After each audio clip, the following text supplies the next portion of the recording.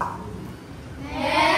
verse, the Ten Commandments, and God spoke all these words, I am the Lord your God. First, you shall have no other gods before me. Second, you shall not make for yourself an idol in the form of anything in the heavens above, or on the earth beneath, or in the waters below. Third, you shall not misuse the name of the Lord your God.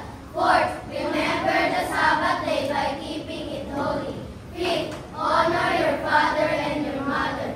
Sixth, you shall not murder. Seven, you shall not commit adultery. Eight, you shall not steal. Nine, you shall not give false testimony against your neighbors.